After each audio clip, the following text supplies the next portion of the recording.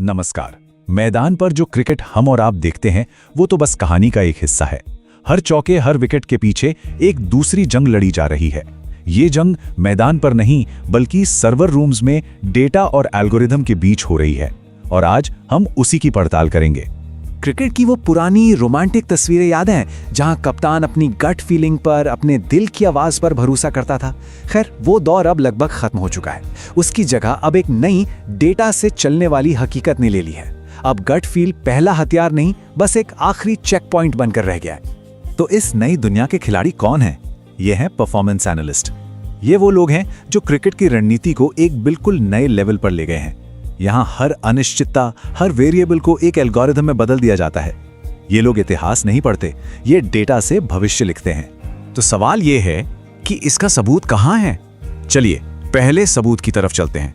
देखते हैं कि कैसे इंग्लैंड ने 2015 से 2019 के बीच अपनी पूरी सोच, अपनी पूरी फिलॉसफी को ही बदल डाला और व्हाइट बॉल क्रिकेट का चेहरा हमेशा के लिए बदल कर रख दिया।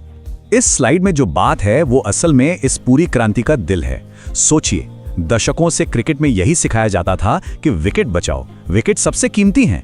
लेकिन एनालिस्ट नेथन लेमन के मॉडल ने इस सोच को सिर के बल खड़ा कर दिया। उन्होंने कहा, विकेट कीमती नहीं है, विकेट तो एक करेंसी है, एक मुद्रा जिससे आप रन रेट खरीदते हैं। असली कीमती चीज तो गेंदें हैं जो लिमिटेड हैं। और ये आंकड़े, ये इस नई सोच की ताकत को साबित करते हैं। देखिए, एक खिलाड़ी जो 15 गेंदों पर 30 रन बनाता है, वो 45 गेंदों पर 50 रन बनाने वाले से कहीं ज्यादा वैल्यूएबल है। क्यों? क्योंकि उसने टीम की सिर्फ 5% गेंदें इस्तेमाल की, जबकि दूसरे ने 15% गेंदें खा ली। मतलब कम रिसोर्स में ज्यादा इंपैक्ट। ये सिर्फ धुआंधार बल्लेबाजी नहीं, ये एकदम शुद्ध गणितीय एफिशिएंसी है। इस बदलाव के पीछे की सोच को समझना है तो बंधी हुई बिल्ली की इस कॉन्सेप्ट को समझिए। ये उन क्रिकेट की परंपराओं पर सवाल उठाता है जिनका पालन सिर्फ इसलिए होता है क्योंकि भाई हमेशा से ऐसा ही होता आया है।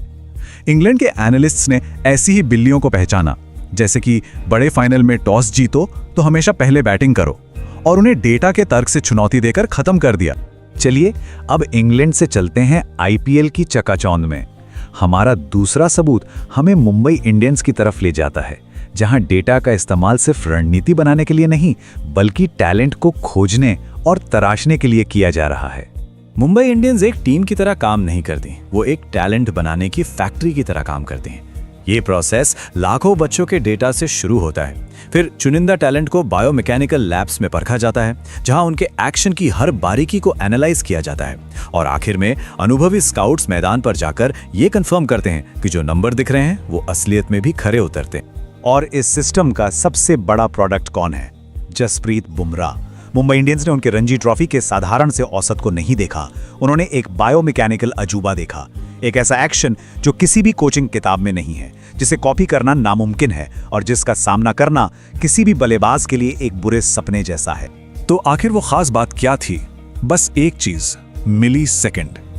बुमराह का जो अनोखा रिलीज पॉइंट है वो बल्लेबाजों को गेंद को पढ़ने और रिएक्ट करने के लिए कुछ मिली सेकेंड कम देता है, और T20 जैसे हाई स्पीड गेम में ये मिली सेकेंड का फर्क ही एक चौके और एक विकेट के बीच का फासला तय करता है। ये एक गेम चेंजिंग एडवांटेज है। अब आता है हमारा तीसरा और शायद सबसे चौंकाने वाला सबूत। एक ऐसा केस जहां डेटा सिर्फ खिलाड़ियों या रणनीति के बारे में नहीं था बल्कि जमीन की मिट्टी के बारे में था, और इसी डेटा ने एक वर्ल्ड कप फाइनल का नतीजा तय कर दिया। सुनने में अजीब लगता है ना, लेकिन यही 2023 वर्ल्ड कप फाइनल में भारत के खिलाफ ऑस्ट्रेलिया की जीत की कहानी का सच है। ये एक मास्टर क्लास था कि कैसे पर्यावरण से जुड़ा डेटा एक खेल के नतीजे को पूरी तरह से बदल सकता है। ऑस्ट्रेलिया की उस जीत का राज इस स्लाइड में छिपा है। उन्होंने अहमदाबाद की पिच की मिट्टी पर अपनी पूरी रिसर्च की थी। फाइनल में इस्तेमाल हुई काली मिट्टी दिन की गर्मी में थोड़ी धीमी और चिपचिपी होती है, गेंद रुक कर आती है, लेकिन रात में लाइट्स और ओस के नीचे वही मिट्टी सख्त होकर एक सपाट हाईवे बन जाती है, बल्लेबाजी के लिए एकदम परफेक्ट। ऑस्ट्रेलिया ने इसी एक भूवैज्ञानिक तथ्य पर अपना पूरा वर्ल्ड कप दांव पर लगा दिया था। और इस बात का सबसे बड़ा सबूत, या कहें कि स्मोकिंग गन, खुद आर अश्विन के इन शब्दों में है। ऑस्ट्रेलिया को टॉस के पहले यह पता था कि दूसरी पारी में बैटिंग करना आसान होगा। उन्होंने परंपरा के खिलाफ जाकर 1 लाख लोगों के सामने पहले गेंदबाजी करने का वो हिम्मत वाला फैसला लिया और इतिहास रच दिया। ये गट फील नहीं था, ये जियोलॉजिकल इंटेलिजेंस थी। तो अब जब हमने सबूत देख लिए हैं, तो चलिए उस भाषा को समझते हैं जिसमें ये सारे एनालिस्ट बात करते हैं। ये वो नए एडवांस मैट्रिक्स हैं जो आज के क्रिकेट में जीत की स्क्रिप्ट लिख रहे हैं। सबसे पहले आता है XR यानी एक्सपेक्टेड रन्स। ये कमाल का मीट्रिक है। ये स्कोरबोर्ड से आगे जाकर बताता है कि किसी गेंद की क्वालिटी के हिसाब से उस पर कितने रन बनने चाहिए थे। मान लीजिए एक गेंदबाज ने एक परफेक्ट यॉर्कर फेंकी, लेकिन बैट्समैन का किनारा लगा और चौका चला गया। स्कोरबोर्ड पर तो 4 रन दिखेंगे, लेकिन XR बताएगा कि उस गेंद पर शायद सिर्फ 0.2 रन ही बनने चाहिए थे। मतलब ये किस्मत को स्किल से अलग कर देता है। अगला है कंट्रोल परसेंटेज। ये मीट्रिक एक बल्लेबाज का रिस्क मापता है। एक बैट्समैन का स्ट्राइक रेट भले ही 150 का हो, लेकिन अगर उसका कंट्रोल परसेंटेज कम है तो डेटा की नजर में वो एक चलता फिरता विकेट है, एक टाइम बॉम्ब जो कभी भी फट सकता है। टीमें इन्हीं नंबरों का इस्तेमाल करके एक बल्लेबाज की कमजोरी पर सटीक हमला करती हैं। और अब तो फील्डिंग जैसी कला को भी नंबरों में बांध लिया गया है।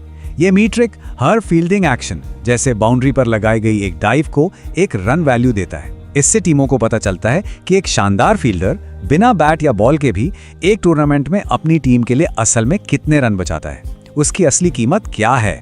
ये टेबल हमारी पूरी पड़ताल को एक नज़र में बयां कर देती है।